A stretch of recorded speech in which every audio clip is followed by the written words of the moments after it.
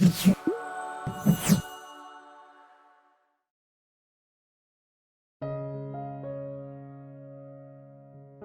یوحنا کی انجیل 14 باب اور امثال 14 باب کو دیکھیں گے۔ آج کی صبح میں انتخابات کے متعلق بات کرنا چاہوں گا۔ ہم سب کی زندگی میں انتخابات ہوتے ہیں۔ یہ ہماری مرضی نہیں ہوتی کہ ہم انتخابات کر سکیں، بلکہ یہ شرط ہے کہ آپ انتخاب کریں۔ کسی چیز کا انتخاب نہ کرنا ہی انتخاب ہے۔ یوحنا 14 باب آیت 6 سے پڑھتے ہیں۔ بڑا مشہور حوالہ ہے۔ یسوع مسیح کلام فرماتے ہیں، رسول لکھتا ہے کہ یسوع مسیح نے فرمایا کہ راہ اور حق اور زندگی میں ہوں، کوئی میرے وسیلہ کے بغیر باپ کے پاس نہیں آتا۔ یہ حوالہ سیاسی طور پر نامکمل ہے، یہ زبردست ہے۔ آئے میں دوبارہ پڑھتا ہوں۔ یسوع نے کہا راہ اور حق اور زندگی میں ہوں، کوئی میرے وسیلہ کے بغیر میں راہ اور حق اور زندگی ہوں، کوئی میرے وسیلہ کے بغیر باپ کے پاس نہیں آتا۔ اب امثال کی کتاب 14 باب میں لکھا ہے، امثال کا مصنف لکھتا ہے، جو انسان کو سیدھی معلوم ہوتی ہے پھر اس کی انتہا میں موت کی راہیں ہیں۔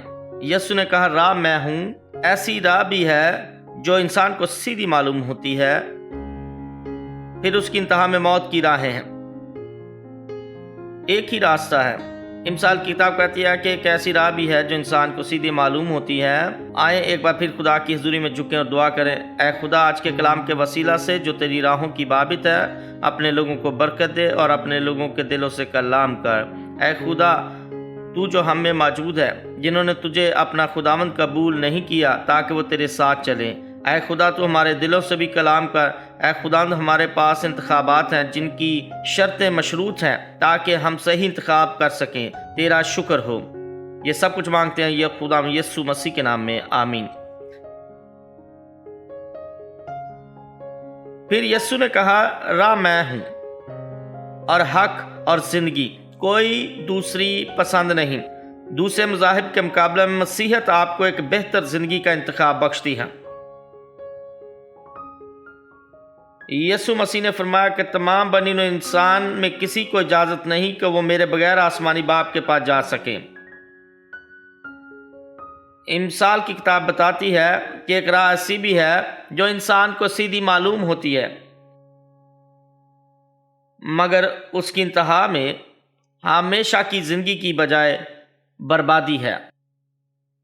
یہ بتاتی ہے کہ ہمارے پاس انتخابات موجود ہیں جنہیں ہم پسند کر سکتے ہیں، اس طرح سے یا اس طرح سے۔ کتنے ہیں جنہوں نے کبھی اپنی پسند کا انتخاب اپنی مرضی سے کرنا چاہا ہو لیکن کر نہ سکے؟ جب یسوع مسیح جوان ہو گئے اور ذمہ داریوں کو نبھانے لگے تو اس نے بتایا، رہنمائی کی اور اس نے ہمیں ہدایتیں دی کہ ہم اس کے پیچھے چلنا سیکھیں، نہ کہ اپنے ذہن سے سوچیں۔ بعض اوقات کوئی دلیل ہماری بدترین دشمن بن جاتی ہے کیونکہ خدا کی راہیں انسان کی راہیں نہیں ہیں۔ یہاں ایک اور مسئلہ ہے، ایک ایسی راہ ہے جو سیدھی معلوم ہوتی ہے انسانی ذہن کے مطابق، لیکن یہ یسوع مسیح کی راہ کے الٹ ہے۔ آئے مجھے مزید بہتر طور پر بتانے دیں۔ ایک جوان آدمی کے لیے کوئی مسئلہ نہیں، حرام کاری پر لطف ہو سکتی ہے، یہ مزیدار ہو سکتی ہے، یہ اچھی ہو سکتی ہے، لیکن آخر پر آپ خدا سے دور ہو جاتے ہیں۔ کیا کوئی میرے ساتھ متفق ہے؟ جس کی انتہا میں موت کی راہیں ہیں۔ یہ صحیح دکھائی دیتا ہوگا۔ میں خوش ہوں چند لمحوں کے لیے آپ بھی پہلے گھنٹے میں خوش ہوں گے، لیکن اگلا گھنٹہ پھر تنگ نظر آتا ہے تیسرے گھنٹے میں آپ بے وقوف خود کو بناتے ہیں، لیکن خوشی والا گھنٹہ ہر ہفتے آنے والے ہفتے میں ٹھہر جاتا ہے جو ہی آپ اپنی زندگی میں اس کے عادی ہو جاتے ہیں، لیکن نظر آتا ہے کہ سب کچھ پہلے جیسا صحیح تھا، لیکن پھر ہم آخر پر پریشان ہو جاتے ہیں۔ آپ نے جانا کہ ہم سب کے پاس انتخابات ہوتے ہیں اور ہم میں سے اکثر بڑے ماہر ہوتے ہیں پسند کے معاملات میں، لیکن زیادہ تر جب انتخابات کو پسند کیا جاتا ہے تو آخر پر صرف پچھتاوا ہوتا ہے۔ آج میں آپ کو ایک آدمی کے بارے میں بتاؤں گا جس نے اپنی زندگی میں انتخاب کیا۔ یہ حقیقی صورتحال تھی جس نے تسلیم نہ کیا کہ آخر پر پچھتاوا رہ جائے گا۔ یہ خط Melbourne Australia daily news paper میں لکھا گیا تھا، جو صاف بتاتا ہے کہ آدمی کا انتخاب اسے تباہی کے دہانے پر لے جاتا ہے۔ یہ ہے جو لکھا ہے۔ ڈاکٹر بلی گراہم کے پیغامات کو سنتے وقت کتنے جانتے کہ بلی گراہم ایک عظیم مبشر انجیل تھے؟ ڈاکٹر بلی گراہم کے بارے میں تمام رپورٹس، میڈیا کی خبریں، ان کی منادی، مبشرانہ خدمت سننے کے بعد میں نے محسوس کیا کہ میری بیمار روح کو نجات کی ضرورت ہے، چاہے اس کا کچھ بھی مطلب ہو۔ وہ بتاتا ہے کہ میں نے کبھی محسوس نہ کیا کہ میں گم ہو چکا ہوں۔ اب میں جان گیا ہوں کہ میں نے اپنی ساری زندگی گناہ میں گزار دی ہے، اس لیے مجھے ایک عملی مذہب کی ضرورت ہے جو مجھے تمام معافی، توبہ، درگزر کی تعلیم دیتا ہوں، جو بچوں اور بڑوں کی عمر کے حساب سے ان کو تعلیم دے، نہ کہ گناہ کی۔ میری روح کی نجات کے حساب سے مجھے ایسی فلسفی قبول کرنی چاہیے تھی، جیسا کہ میں نے پادریوں سے سنا ہے۔ ہمارے پاس انتخابات ہیں۔ سنیے، خدا آپ کو قانونی حق دے چکا ہے کہ آپ انتخاب کریں۔ ہر ایک کو زندہ رہنے کا حق ہے۔ اگر آپ زندہ رہنا چاہتے ہیں، ایسی زندگی جس میں آپ خوش ہوں، تو خدا آپ کو اس کی اجازت دیتا ہے کہ آپ اپنی مرضی سے جئیں، لیکن مت بھولیں کہ اس کی انتہا میں غم ہے۔ اگر آپ محض باہر جا کر شراب پینا چاہتے ہیں یا کوئی بھی نشہ کرنا چاہتے ہیں، سگریٹ پینا چاہتے ہیں، لیکن آپ ایسا کر سکتے ہیں، لیکن اس کی انتہا میں موت ہے۔ آپ جانتے ہیں خدا بھلا ہے اور شیطان بہت ملائم۔ وہ دلال کی مانند ہے، وہ ہمیشہ ہر چیز کے حصول کا خواہشمند نظر آتا ہے۔ کیا آپ میں سے کبھی کسی نے باہر ہائی وے پر بڑے بل بورڈ پر دو بہنوں کو بڑے بڑے ناخنوں کی تشہیر کرتے دیکھا ہے؟ لمبی لمبی انگلیوں والی، ان کے ہاتھوں میں لمبی لمبی سگریٹیں، لمبی قد والی خوبصورت۔ تب آپ کو یہ گرویدہ کرتی ہے کہ کاش آپ بھی سگریٹ کے کش لے لیتے۔ انہوں نے ایسا ہی کیا جب میں ہائی اسکول سے واپس آ رہا تھا، جب تمام بچے سگریٹ پینا چاہتے تھے۔ اب ہم ایک پوری قوم کو پھیپھڑوں کو کینسر میں مبتلا دیکھتے ہیں، اور بالآخر انہوں نے سگریٹ کمپنیوں کو ایسی اشتہار بازی سے روک دیا اور کہا کہ اب یہ کاروبار بند ہو جانا چاہیے۔ لیکن پھر انہوں نے شراب کا ایک گلاس پکڑا، سنہرے رنگ والا، برف کے ٹکڑے اس میں ڈالے ہوئے، ارد گرد لوگ گفتگو کرنے والے دکھائی دیتے ہیں، اور ہلکے ہلکے گھونٹ لیتے ہوئے پھر کوئی چاہتا ہے کہ وہ بھی شراب کا ایک گھونٹ لے لے، لیکن اس کی انتہا میں موت ہے۔ یہ وہ ہے جو شیطان آپ کو کبھی نہیں دکھاتا ہے۔ ایک راہ ایسی بھی ہے جو انسان کو سیدھی معلوم ہوتی ہے، یہ ایسی خواہش کی مانند نظر آتی ہے، کاش میں بھی ایسا ہی کروں، لیکن اس کے آخر پر ابھی میں نوجوانوں سے مخاطب ہوں یا کسی ایک واحد فرد سے، بعض اوقات آپ کی نظر اپنی مخالف جنس پر جب پڑتی ہے تو آپ اس پر فریفتہ ہو جاتے ہیں، اور شیطان آپ کے کان میں، جسے آپ نہیں جانتے ہیں، پھسپھساتا ہے اور آپ کو اس سے دور ہی سے پیار ہو جانے کے بارے میں بتاتا ہے۔ یہ جانیے کہ آزمائشیں کیا ہے۔ آزمائش ایک ایسا موقع آتا ہے جس سے آپ کو وہ کام کرنے کا موقع مل جاتا ہے جو آپ پہلے ہی سے کرنا چاہتے ہیں، خدا کی مرضی کے بغیر۔ آپ ادھر ادھر گھومتے ہیں اور اپنے دل سے وہ کام کرنا چاہتے ہیں۔ یہ ابھی آزمائش نہیں، یہ صرف بری خواہش ہے، لیکن دیر بدیر آپ جس سے دور ہی سے محبت کرتے ہیں، اس کی خوشبو آپ کو پاگل کر دیتی ہے۔ آئے میں آپ کو بتاتا ہوں، جب جسم سے مل جاتا ہے، بات ختم ہو جاتی ہے، پھر کچھ نہیں بچتا سوائے پچھتاوے کے۔ کتنے جانتے ہیں کہ میں صحیح بات کر رہا ہوں؟ ایک راہ ایسی بھی ہے جو سیدھی معلوم ہوتی ہے۔ کیا آپ جانتے ہیں کہ ہم خیالات کے بادلوں میں بہت جلد گر جاتے ہیں، غیر اخلاقی طور پر؟ اس لیے جب آزمائش کی دھند آپ کے دماغ پر پڑتی ہے، اور پھر آپ کے پاس کوئی روحانی خیال نہیں بچتا، اب آپ کے دل میں صرف بری خواہش ہوتی ہے۔ آپ داؤد پر نظر کرتے ہیں، داؤد خدا کو جانتا تھا، داؤد خدا کے ساتھ چلتا تھا، وہ جب ابھی کم عمر لڑکا ہی تھا وہ تب سے خدا کے ساتھ ساتھ چلتا تھا، وہ خدا کا زبردست سورما تھا۔ لیکن ایک دن وہ اپنے محل کی چھت پر کھڑا تھا، وہ حتیٰ کہ کچھ غلط نہیں کرنا چاہتا تھا، وہ بے شک کچھ بھی غلط نہیں کرنا چاہتا تھا، لیکن چھت پر کیا واقع ہوا؟ وہاں سے اس نے خوبصورت باتشبہ کو دیکھا۔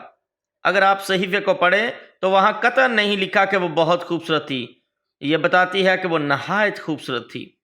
اور داؤد جو کچھ غلط نہیں کرنا چاہتا تھا، اس نے باتشبہ کی خوبصورتی کو دیکھا، لیکن اس کی بجائے وہ اپنے گھر گیا اور اس کی خلوت کی عزت کی۔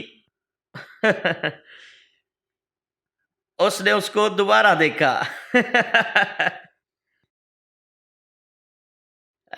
جب خواہش نے اسے الجھا لیا تب اس نے گناہ کو جنم دیا۔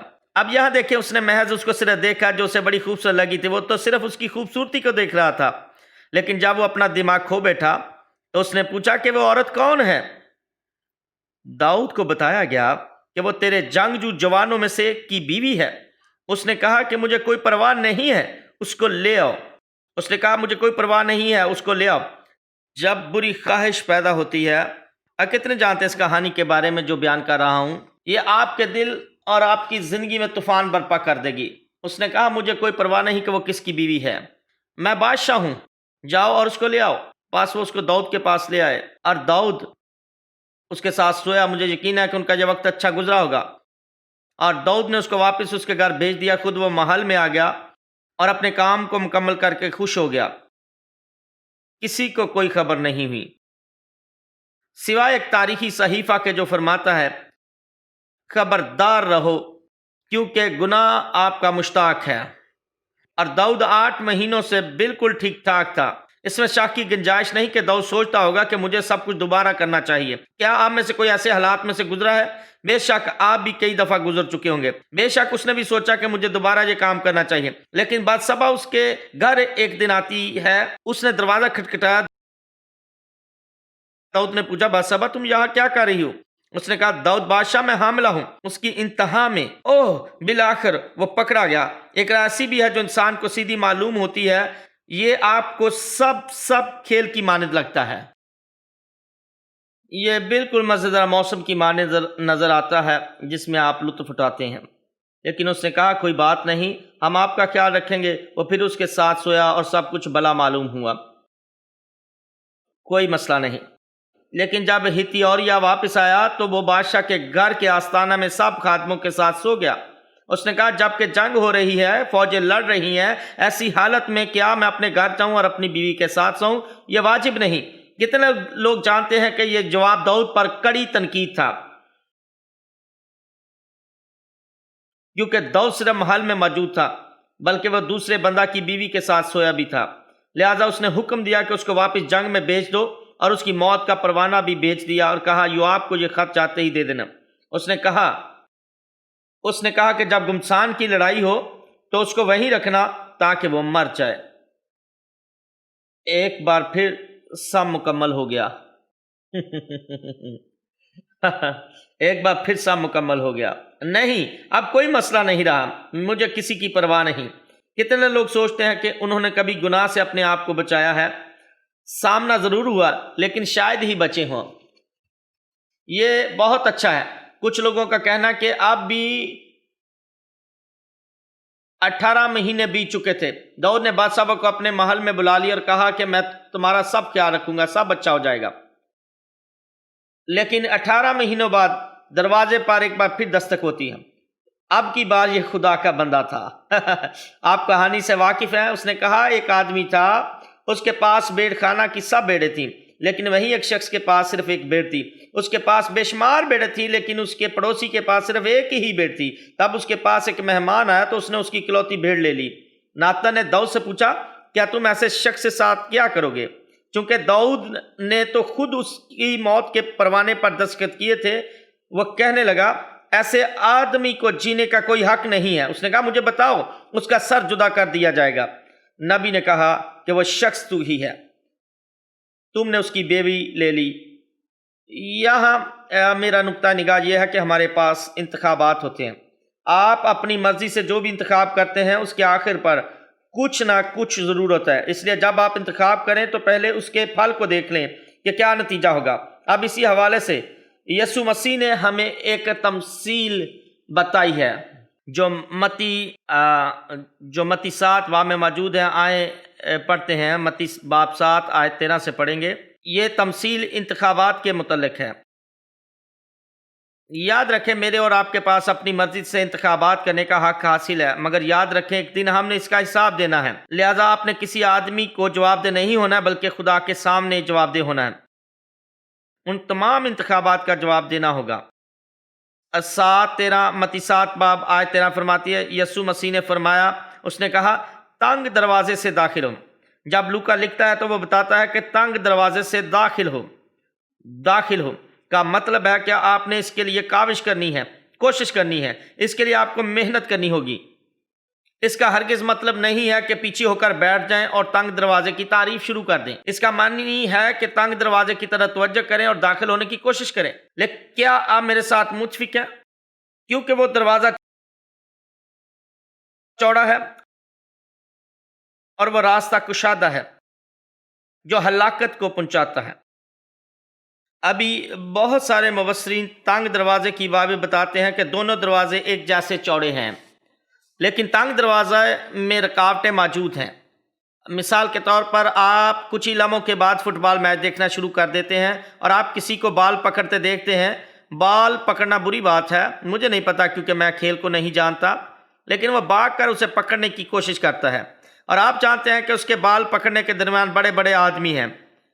मुझे मालूम नहीं कि शायद फुटबॉल का मैदान 100 फीट चौड़ा होता है, लेकिन वो लोग रास्ते को तंग कर देते हैं ताकि कोई बाल तक ना पहुंच सके। इसलिए जब कभी आप तंग दरवाजे में दाखिल होने की कोशिश करते हैं, शैतान आपकी राहों में रुकावटें खड़ी कर देता है ताकि आपको तंग दरवाजे में दाखिल होने से रोक सके। अभी आपके पास इंतखाब है कि तंग दरवाजे के साथ एक चौड़ा दरवाजा भी है जहां कोई रुकावट नहीं है और ना ही रास्ते में खड़ा कोई शख्स मिलेगा। लिहाजा अभी आपके पास 2 दरवाजे हैं। इस तमसील का पस मंजर यह है, वहां 2 दरवाजों का मतलब है आपके पास इंतखाब है। लेकिन आप जिस भी दरवाजे में दाखिल होंगे वहां एक राह है, एक रास्ता है जो आपको कहीं ले जाता है, और जब आप उस रास्ते के आखिर पर जाते हैं तब आपको एक मंजिल मिल जाती है। 2 दरवाजे, 2 रास्ते, 2 मंजिलें और 2 किस्म के लोग जो उन रास्तों से दाखिल हो रहे हैं। अभी आप दाखिल होने की कोशिश कर सकते हैं तंग दरवाजे से दाखिल होने की। मैं आपको गारंटी देता हूं कि आप इस रास्ते से कुछ निशान पाएंगे। देखें, निजात मुफ्त है, ये कोई सवाल नहीं है, लेकिन यसु मसीह सवाल करते हैं कि आप कायम रह सकते हैं, क्योंकि शैतान हर रोज़ हमारे जहनों के साथ खेलता है। वह हर रोज़ हमारे सामने इंतखाबात रखता है ताकि वो देखे कि आप क्या पसंद करते हैं और वो आपको आमादा कर सके कि आपको तंग दरवाजे से दाखिल होने की हरगिज़ कोशिश नहीं करनी चाहिए। ये रास्ता आसान है, यहाँ से चले जाओ। आपको मुश्किल रास्ता इख्तियार करने की क्या ज़रूरत है? बस आसान रास्ते से जाओ जो यहाँ है। आओ और कहो मैं ऐसा ही करूँगा। तुम क्यों अपनी ज़िंदगी की सारी खुशियों का गला घोंटते हो? देखो कितने लोग यहाँ से गुजर रहे हैं। मैंने ये बात एक जवान मसीही से सीखी, कभी भी हजूम का पीछा मत करें, वो हमेशा गलत होते हैं। कभी हजूम के पीछे मत चलें। वो आगे यूं लिखता है कि वो दरवाज़ा चौड़ा है और वो रास्ता कशादा है जो हलाकत को पहुंचाता है और उससे दाखिल होने वाले बहुत हैं। दूसरे लफ्ज़ों में, चौड़े दरवाज़ा में किसी किस्म की रुकावटें नहीं है, लिहाजा आप बड़े आराम से गुजर जाएंगे।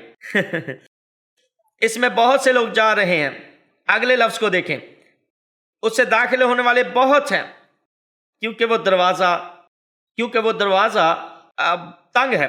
इसलिए लोग चौड़े दरवाजे से दाखिल हो रहे हैं क्योंकि तंग दरवाज़ा सुकड़ा है और रुकावट वाला है।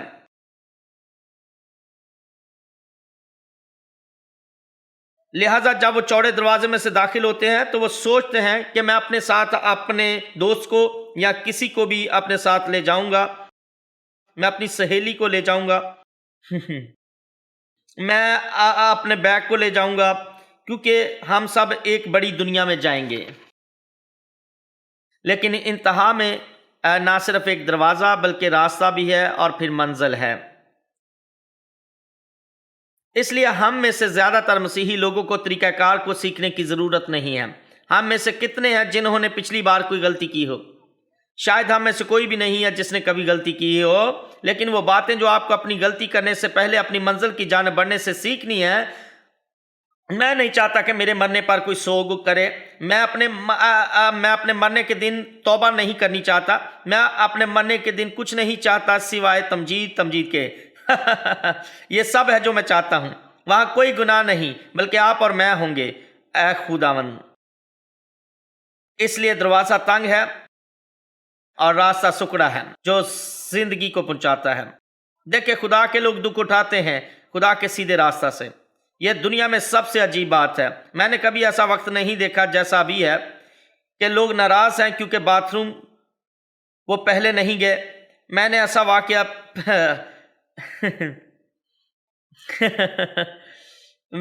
واقعہ پچھلی بار دیکھا جو مجھے بڑا عجیب لگا اور میں بڑی مشکل سے مسکرایا۔ ایک آدمی وہاں کھڑا تھا۔ نہیں ایسا نہیں، یہ بہت سیدھی بات ہو جائے گی جو آپ کے ساتھ بانٹنے لگا ہوں۔ میں بتاتا ہوں جو میں نے دیکھا، کیونکہ دروازہ تنگ ہے اور وہ راستہ سکڑا ہے جو زندگی کو پہنچاتا ہے اور اس کے پانے والے تھوڑے ہیں۔ دوسرے لفظوں میں اس تنگ دروازے سے داخل ہونے والے بہت کم ہیں، جبکہ دوسرا دروازہ ہجوم سے بھرا ہے۔ اور آپ نے شاید عموماً اپنی زندگی میں دیکھا ہوگا، جب کبھی بھی آپ بھیڑ والی جگہ پر گئے ہیں، وہاں کچھ نہ کچھ گناہ ضرور ہوتا ہے۔ یہ وہ ہے جو کچھ نہ کچھ ہمارے اخلاق پر اثر انداز ضرور ہوتا ہے۔ لیکن جب آپ تنگ دروازہ سے داخل ہوتے ہیں تو وہاں پاکیزگی ہوتی ہے اور ان کو دقت دیتی ہے جو دنیا دار ہیں۔ میرا مقصد سادہ ہے۔ آج کی صبح اکثر لوگ ہوتے ہیں جو یہاں بیٹھتے ہیں، وہ کسی سے کتراتے ہیں کیونکہ وہ بڑا مضبوط ہے، جبکہ یہاں ہر جان کے لیے خوراک موجود ہوتی ہے۔ وہ جا کر کہتا ہے کہ اس نے ساری بات چیت کی لیکن وہ نہیں ہلا۔ اگلی بات وہ کہتا ہے کہ جھوٹے نبیوں سے خبردار رہو۔ کیا یہ حیرانی کی بات نہیں کہ جب نئے عہد نامہ کے نبیوں کی بات کی جاتی ہے تو یہ پرانے عہد نامہ کے نبیوں کی بات نہیں کرتی ہے؟ جھوٹے نبیوں سے خبردار رہو کا مطلب ہے کہ ایک دروازہ تنگ ہے جبکہ دوسرا چوڑا ہے، اور پھر وہ فرماتا ہے کہ جھوٹے نبیوں سے خبردار رہو، کیونکہ بہت دفعہ بہت سے منات لوگوں کو چوڑے دروازہ کی طرف لے جاتے ہیں۔ ٹیم، اس راستے سے جاؤ، یہ آسان ہے، اور بذات خود اور لوگوں کو بھی غلط راہوں کی طرف لے جاتے ہیں۔ وہ فرماتا ہے کہ جھوٹے نبیوں سے خبردار رہو جو تمہارے پاس بیڑوں کے بیس میں آتے ہیں۔ وہ مسیحوں کی معنی نظر آتے ہیں، وہ خدا کے لوگوں کی معنی نظر آتے ہوں گے۔ کیا آپ کو پتا ہے کہ آپ کو جو سب کچھ کرنا ہوگا کہ کسی منات کو سوٹ پہنے دیکھو، گڑی باندھے، اچھے کٹے ہوئے بال، آپ کو ایک اپنے خادم کی معنی نظر آئے گا، لیکن باطن میں وہ پھاڑنے والے بھیڑیے ہیں۔ اس دنیا میں بہت سے ایسے خادمین ہیں جو لوگوں کے ساتھ کاروبار کرتے ہیں اور وہ لوگوں کے وسیلہ سے کروڑ پتی بنتے جاتے ہیں، اور حتیٰ کہ وہ کسی کو بھی خوراک نہیں دیتے۔ آمین۔ اور یسوع مسیح اس پوری تمثیل میں کہتے ہیں کہ آپ کے پاس انتخاب ہیں۔ کوئی مسئلہ نہیں کہ آپ کس کلیسیا میں جاتے ہیں، لیکن میں اپنی پوری کوشش کرتا ہوں کہ بہتر سے بہتر کر سکوں۔ لیکن جب آپ دوسری کلیسیا میں جاتے ہیں تو آپ کو پہلے اپنا اس سے ٹیسٹ کرانا پڑتا ہے۔ سب سے پہلے آپ کو غیر زبان میں دعا کرنی آنی چاہیے۔ میں آپ کو صرف بتانا چاہتا ہوں کہ وہ اس بات کو یقینی بناتے ہیں کہ آپ کو غیر زبان میں دعا آتی ہے، کیونکہ اگر آپ غیر زبان نہیں بولتے تو یہ بڑا عجیب لگے گا۔ وہ روح القدس کے بپتسمہ سے معمور نہیں ہے، جس کا مطلب ہے کہ اس کا خدا کے ساتھ رابطہ صحیح پیمانے پر نہیں ہے۔ اس کا مطلب یہ نہیں ہے کہ وہ برا آدمی ہے۔ آپ بہت سے اچھے بیپٹسمہ نادوں کو ملتے ہیں جو کہتے ہیں کوئی بات نہیں اگر آپ بپتسمہ یافتہ نہیں ہیں، لیکن آپ کے پاس انتخاب ہے، کیوں نہ خدا سے بہترین حاصل کریں۔ وہ فرماتا ہے کہ جھوٹے نبیوں سے خبردار رہو جو تمہارے پاس بیڑوں کے بیس میں آتے ہیں لیکن باطن میں حقیقی طور پر پھاڑنے والے بھیڑیے ہیں۔ اب اگر آپ آیت 24 کو دیکھیں تو یہ بتاتی ہے کہ ایک تمثیل دو دروازوں کی بابت ہے جبکہ دوسرے انتخاب کی بابت۔ آیت 24 بتاتی ہے، پر جو کوئی میری یہ باتیں سنتا اور ان پر عمل کرتا ہے یہاں پر پہلا انتخاب ان پر عمل کرتا ہے، صرف سنتا ہی نہیں بلکہ ان پر عمل بھی کرتا ہے۔ یہ انتخاب نمبر 1 ہے۔ وہ اس عقل مند آدمی کی مانند ٹھہرے گا جس نے چٹان پر اپنا گھر بنایا۔ ابھی لوکا بڑی صفائی سے بیان کرتا ہے اور ہمیں زیادہ علم دیتا ہے، اور جب وہ بتاتا ہے کہ لوکا فرماتا ہے کہ وہ اس عقل مند آدمی کی مانند ہے۔ نمبر 1، اس نے کھودا، وہ کہتا ہے کیا کسی نے کبھی کوئی گڑھا کھودا ہے؟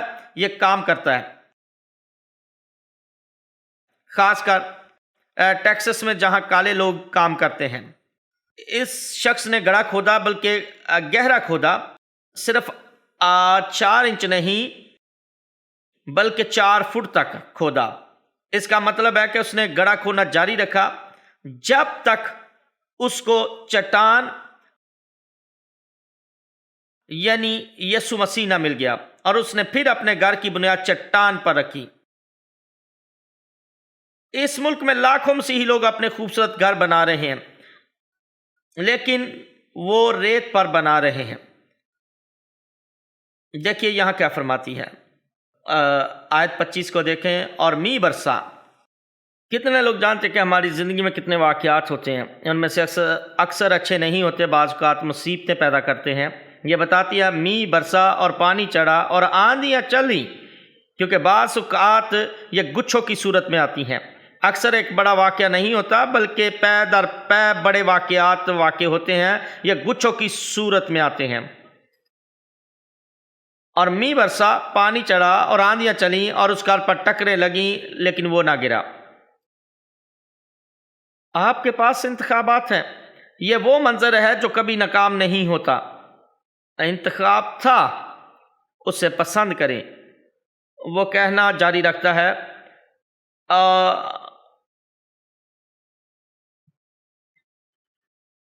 اور ان میں سے کوئی بھی اور وہ نہ گرا کیونکہ اس کی بنیاد چٹان پر تھی۔ اس کا مطلب ہے کہ اس نے گہرا کھودا اور صحیح بنیاد رکھی اور اس لیے نہیں گرا۔ اس کا ہرگز مطلب نہیں کہ اس کے پاس بہت اچھا گھر تھا، بلکہ اس کا مطلب ہے کہ اس نے اپنی کوشش سے نجات یعنی چٹان کو تلاش کیا۔ اور وہ کہنا جاری رکھتا ہے جو کوئی میری یہ باتیں سنتا ہے اور ان پر عمل نہیں کرتا۔ یہ انتخاب نمبر 2 ہے۔ ایک انتخاب کا نام عمل کرنا ہے اور دوسرے انتخاب کی سچائی عمل نہیں کرنا ہے۔ میں آپ کو شتیہ بات بتاتا ہوں کہ دونوں نے گھر بنائے ہوں گے۔ ایک نے ریت پر گھر بنایا اور اندر باہر سے خوبصورت پھولوں سے رنگدار کیا، اور اس نے آدھے سے زیادہ وقت اپنے گھر کی خوبصورتی پر استعمال کیا۔ لیکن زندگی کی سہولتیں ابھی آنا باقی ہیں، مصیبتیں بڑھ رہی ہیں۔ ہر دن چمکنے والے سورج کی مانند نہیں ہوتا۔ آپ جانتے ہیں کہ جب میں نے نجات پائی، اسمبلی آف گاڈ کے ایک بھائی نے مجھے بتایا کہ ابھی آپ نجات یافتہ ہیں اور آپ کو روح القدس مل چکا ہے اور اب سب کچھ بہتر ہو جائے گا۔ ہر روز آئس کریم سے پیٹ نہیں بھرتا، اس لیے کسی بات کی فکر نہ کریں۔ اور میں نے اس بات پر ایک ہفتہ ایمان رکھا اور میں نے اس بات کو قبول کیا کہ ابھی کچھ مسئلہ باقی ہیں۔ یہ کہتی ہے کہ یہ اس بے وقوف آدمی کی مانند ہے جس نے اپنے گھر کی بنیاد ریت پر رکھی۔ اس کا مطلب ہے کہ اس نے ریت کو نہیں کھودا بلکہ اس نے اپنی ہر ایک چیز کو لات مار کر راستے سے ہٹا دیا، اور گہری کھدائی کے لیے کوئی گڑھا نہ کھودا بلکہ اس نے سیدھا ریت پر اپنی بنیاد رکھ دی۔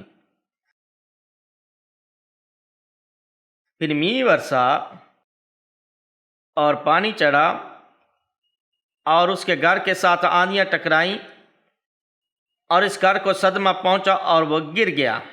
میں ایمان رکھتا ہوں جیسا کہ لوکا بیان کرتا ہے کہ وہ گھر فی الفور گر پڑا۔ اس کا مطلب ہے کہ وہ گھر اس قابل نہیں تھا جب زندگی میں مصیبتیں آئیں ایک پل کے لیے کھڑا رہ سکے، بلکہ فوراً گر گیا اور وہ گھر برباد ہو گیا۔ آپ کے اور میرے پاس انتخابات ہیں۔ آپ کا ہر انتخاب آپ کی منزل طے کرتا ہے، اس لیے عقل مندی سے چنیں پھر عقل مندی سے چنیں۔ ابھی فوراً یہاں پر انتخاب مت کریں۔ آپ کا انتخاب اگلے 5 سالوں کی فصل کاٹے گا، لہٰذا جو کچھ بوئیں گے وہ اگلے سال کاٹیں گے۔ اس لیے اگر آپ کا انتخاب اگلے 5 منٹ کے لیے ہے پھر یہ بہت برا ہے۔ انٹرنیٹ کی بے حیائی پر غور کریں۔ اگر یہ آپ کو صرف 5 منٹ کے لیے خوشی دیتی ہے لیکن بعد میں آپ نے زندگی بھر اس کے عادی ہو جانا ہے، پھر آپ بھٹکے ہوئے اور تھکے رہتے ہیں۔ اب ہمارے پاس ایک بھٹکی ہوئی اور تھکی ہوئی نسل ہے جس نے اس کے ساتھ کبھی جینا نہیں سیکھا۔ دیکھیں، یہ پہلی عورت نہیں ہے جو اس کے ساتھ آئی، بلکہ اس کے گھر میں اس کے کمرے میں ٹیلی ویژن سیٹ تھا اور مناد مبشر نے ریت کے خلاف منادی کی۔ یہ ایک آنکھ والی ابلیسی قوت تھی۔ اب یہ آپ کی پاکٹ میں رہتا ہے، جیب میں رہتا ہے، 1 گھنٹے والا ابلیس ہے، اور آپ اس کو نکالتے اور دیکھتے رہتے ہیں جہنمی گوگل کو اور آپ ہر ایک چیز کو ننگا دیکھتے ہیں جو بھی سامنے آتی ہے۔ ابھی آپ اس کے ساتھ کیسے نپٹیں گے؟ آپ جانتے ہیں کہ سماجی پلیٹ فارم کا مطلب برے بننا نہیں ہے، بلکہ وہ برے ہوتے ہیں، وہ کبھی بھی اچھے نہیں ہوتے۔ کیا کبھی آپ نے یوٹیوب پر ویڈیوز دیکھی ہیں؟ ہر ویڈیو آئے مجھے دیکھنے دیں، یہ شروع ہوتی ہے، پھر آپ اگلی ویڈیو پر چلے جاتے ہیں۔ ہر ویڈیو دوسری ویڈیو کے ساتھ جڑی ہوتی ہے اور آپ ایسا کرنا جاری رکھتے ہیں، اور آپ کو پتہ بھی نہیں ہوتا کہ آپ اس میں کتنے مگن ہو جاتے ہیں اور کتنی دور چلے گئے ہیں۔ اس لیے مقصو آپ کے پاس انتخابات ہیں۔ اگر آپ اپنے آپ کے ساتھ مخلص ہیں، ساز بجانے والے آگے آ جائیں۔ اگر آپ خود کے ساتھ دیانتدار ہیں، آپ ہیں، اپنی مرضی سے انتخابات کو چننے کا وسیلہ بنائیں۔ آمین۔ ہم میں سے کوئی بھی ایسا نہیں ہے جو اس سے بہتر مقام پر ہو، کیونکہ ہمارا انتخاب ہمیں نکھارتا ہے۔ اس کا ہرگز مطلب نہیں کہ آگ والے انتخابات چننے اور انہیں قائم رکھنا ہے۔ جو کچھ آپ سنتے ہیں وہی آپ کر جاتے ہیں۔ انتخابات کے لیے وقت نکالیں، انتخابات کے لیے جلد بازی نہ کریں۔ اگر آپ بے یقین ہیں تو اپنے والدین کے پاس جائیں، انہیں پوچھیں اپنے انتخابات کی بابت، آپ اپنی مخلص رائے دیں۔ اگر آپ کے والدین نہیں ہیں تو اپنے پاسٹرز کے پاس جائیں۔